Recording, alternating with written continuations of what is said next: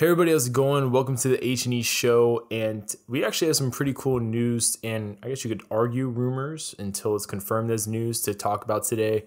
But joining with me, I have special guest Jackson from Full Circle Cinema, and he's the editor-in-chief over there. And Jackson, I'll just let you, I guess, talk a little bit about Full Circle and what you guys do and what people can expect if they check out your guys' site. Yeah, it's great to be back on the show. Full Circle is very similar to H&E. We covered, the latest in entertainment news, movies, TV, all that good stuff.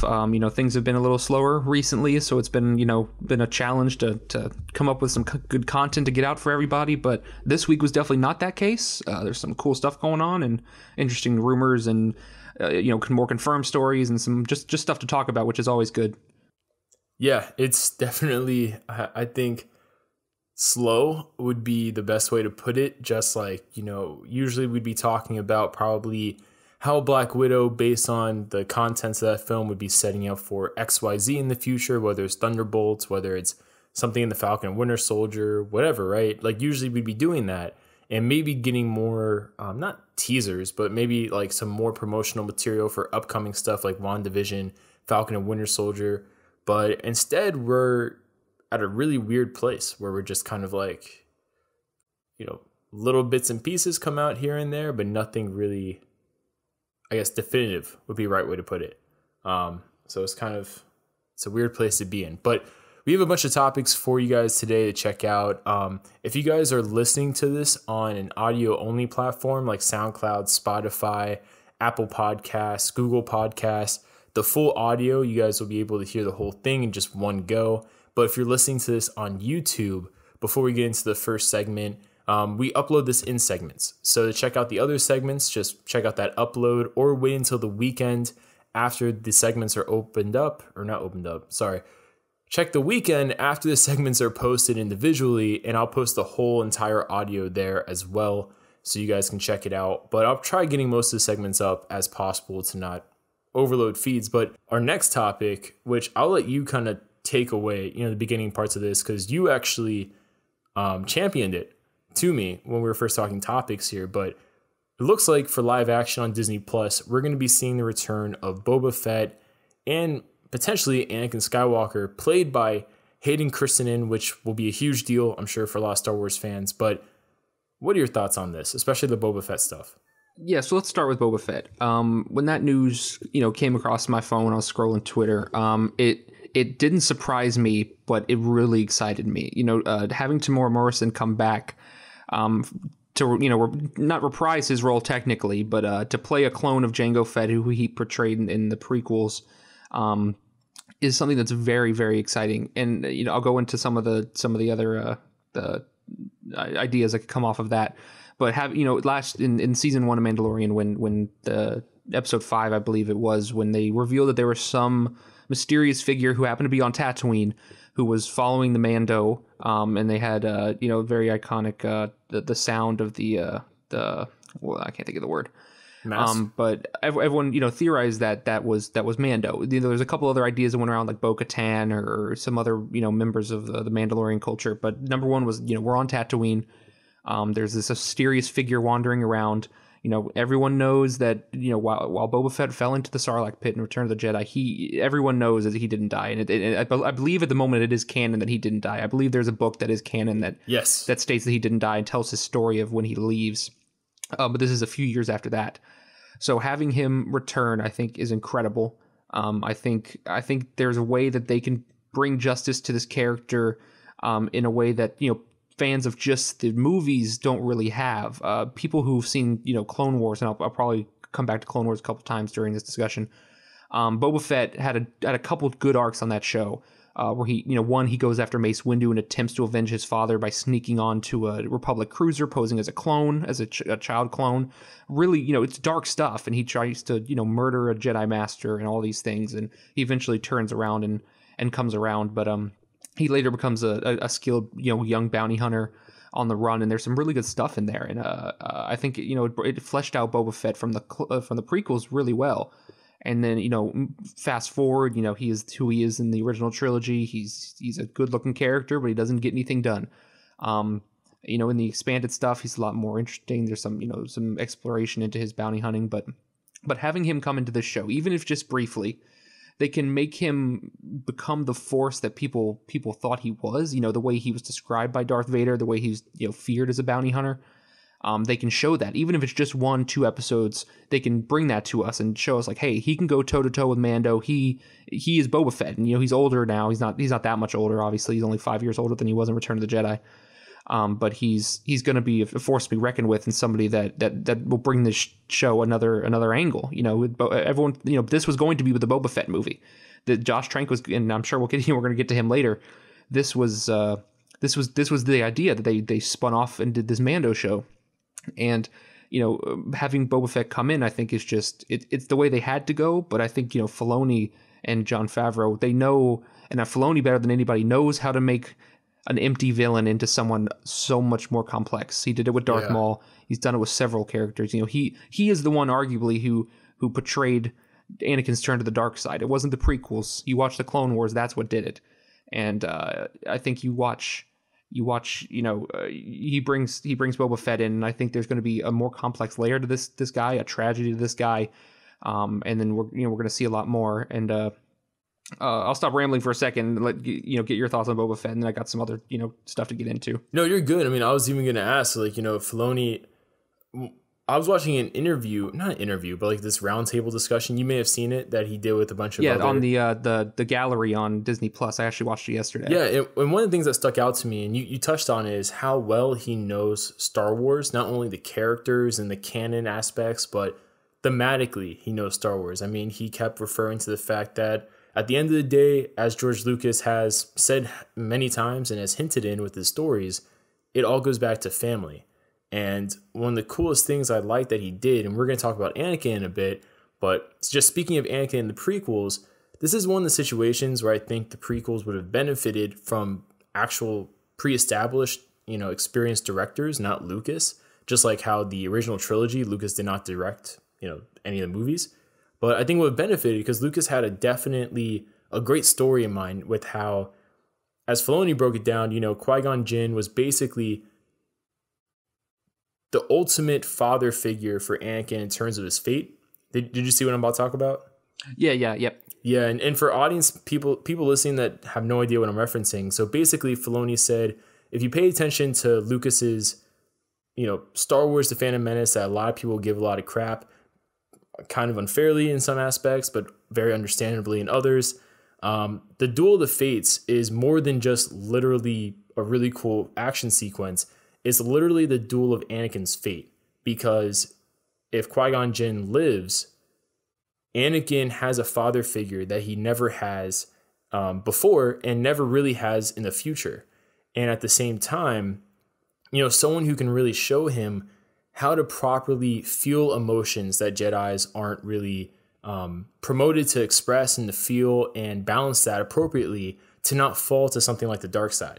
And through Anakin not receiving that when Qui-Gon dies, and having Obi-Wan, who's not a father figure but a brotherly figure, it really sets in motion the fate of Anakin to eventually fall to the dark side, because he never has someone to be a father-like figure to him, especially in the way of teaching him how to express and feel certain emotions like love and compassion and all that stuff, without it being a negative that the Jedi basically are like, don't feel that, so to speak, because of their arrogance and how political they've been. And I'm really doing it injustice with how I'm explaining it, but it's a really cool thing if you guys could check it out. And I just had to mention it because it just really shows how well he's able to thematically look at aspects of Star Wars. And like you said, he basically did the heavy lifting of Anakin's fall, to the dark side between episode 2 and episode 3. And then also, just how he really expanded upon what was set up in the prequels and really made it not only digestible, but he deserves more thanks from the fandom than I think he's gotten, because so many people want to give him crap for Ahsoka, cough, cough, John Campea. But with Boba Fett, I think he's such an interesting character because he's so hyped up. I'm almost scared for him to appear, because I'm like, he's so hyped up. Like, are they going to be able to bring that to life? Like Darth Vader one of the things with him is that I don't think we'll ever get a full movie dedicated to Vader, because in little bits and pieces, you can execute that terrifying, legendary figure. But can you do that in an hour and a half, 2 hours? You know what I mean? Like, do you falter at a certain point showing too much of him? So I'm curious to see what they do with Boba Fett, and if they use him sparingly or not. Will he get the Darksaber, since that will be, I guess, a plot piece at one point in the Mandarin season 2, or Mandalorian, sorry, season 2, not the Mandarin. So yeah, I'm really curious to see what they do with that character, and honestly, just any other surprise characters we might get that are technically in canon alive, like Ahsoka. Well, yeah, I can get into that. Well, speaking of Ahsoka, having Tamora Morrison back, he plays the clones, and I know it's already been rumored out here, and I think THR even mentioned in their exclusive write-up that might not be the only role he plays. And I think Captain Rex, who was just here at the end of the Clone Wars, he's there at the end of Rebels, and it's canon now that he fought on the Battle of Endor just 5 years prior to the events of this show, that he comes and plays an older Rex. And I think bringing that character into live action as well as Ahsoka will bring, it's just, it does such justice to the fans who sat through the cancellation of the Clone Wars, and it's coming back for its incredible final season, in the final arc, which is better than most Star Wars content can be on most days. Yeah, it's beautiful. It's incredible, and I think bringing these characters to give them this homage in live action that they deserve is something important. And I think even if it's one episode, even if you bring in Sabine from Rebels and you bring in Rex and Ahsoka and have them come for one episode, and maybe they're after the Darksaber, maybe they're looking for Ezra, we don't really know. But having that be in a show like The Mandalorian, something which is also universally loved and things, and just bringing these characters in for a one-off episode, the same way they do a one-off episode where he goes with the Suicide Squad type crew and escapes the thing. You can have these other characters from the larger universe come in and put their stamp on a show that features just a baby Yoda and a Mandalorian. Yeah, it's not this big scaling epic that has everything going on. It has a few things he travels around and gets into hijinks, but having them come in, having Boba Fett come in for an episode, it praises all of the aspects of Star Wars and all of the different eras that people have fallen in love with. Something that this season of Clone Wars did very well, which was it paid homage to almost every type of Star Wars. There was things connecting to Rogue One. There was things homage to things in The Last Jedi, and even in Rise of Skywalker. Things every episode that were like, hey, we love Star Wars, and here's that thing that that little line from Rogue One that everyone liked, and here's this Anakin walking out like Luke did in The Last Jedi, and it's like paying homage to other Star Wars is important, and I think The Mandalorian is a perfect place to do it when you can do these kind of one-off, two-off episodes.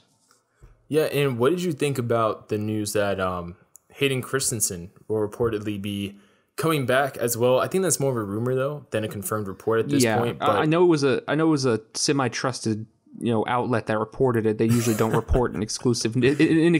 That's why I say you that. can say their name. They it's usually okay. don't. No one's gonna come for you. Yeah, but they don't usually move an exclusive news. So it's kind of like, oh, this is kind of coming out of nowhere. But this is a whole different can of worms. And I think having my ideal scenario for this situation is for one of the episodes of Obi-Wan to be a flashback to the Clone Wars. And a mission maybe we didn't see, and putting them together in live action again in that kind of situation that we saw in the Clone Wars so many times, but in like more of a tragic way.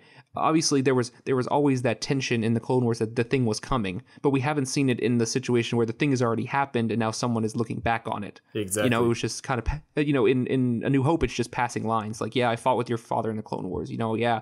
He was a great pilot and great warrior and all those things. But we didn't, Obi-Wan in this show will be sitting on, if it's Obi-Wan, which again hasn't been fully reported, it's assuming that that's where Hayden Christensen would pop up. But if it is there, then it's Obi-Wan looking back on the failures of his life. This will be very fresh. This isn't the guy we saw at the end of Rebels. This is the guy that failed.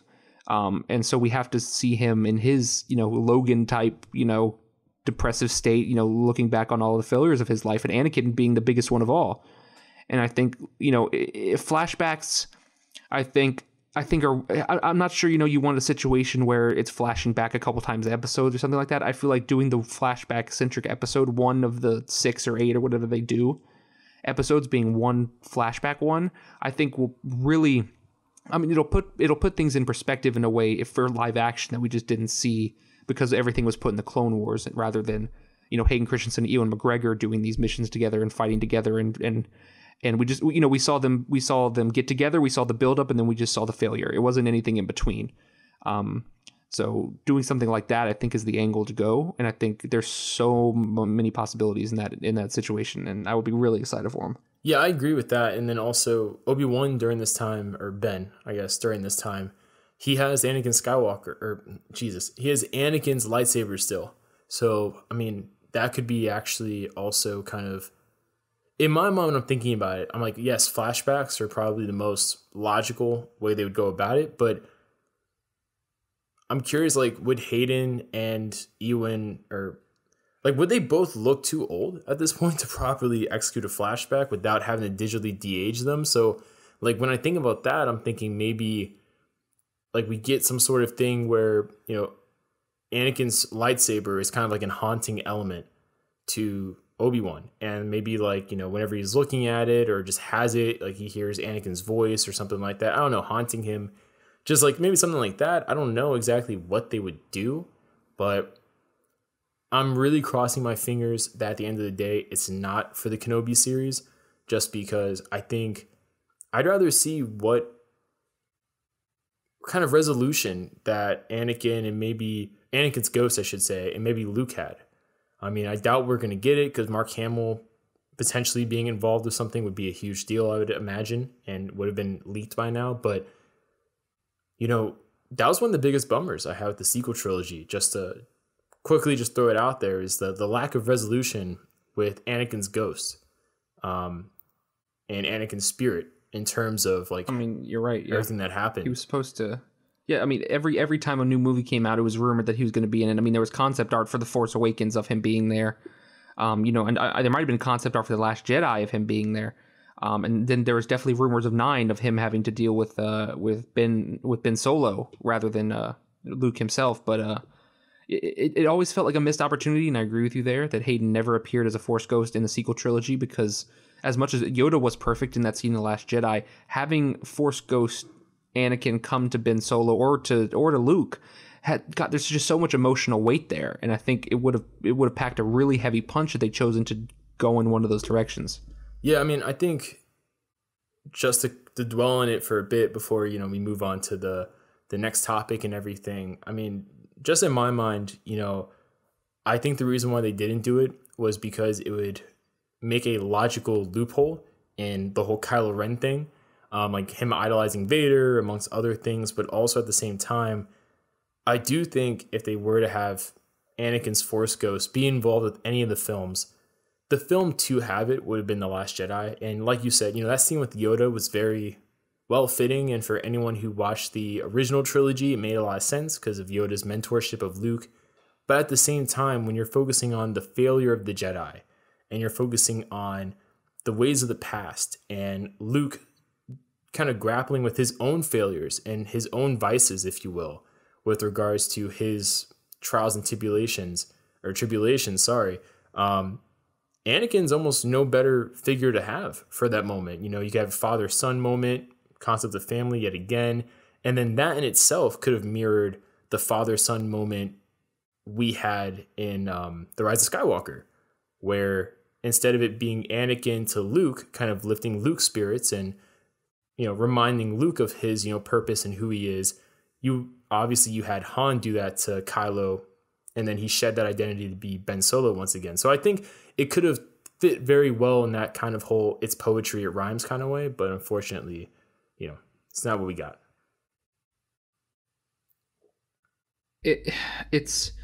There's a lot of missed opportunities in the sequel trilogy, and I think it's we could sit here for hours going on all the things that they missed on. We probably have, but so I'm sure. I mean, I've talked about it endlessly for months. We talked about it. I know at least on one occasion.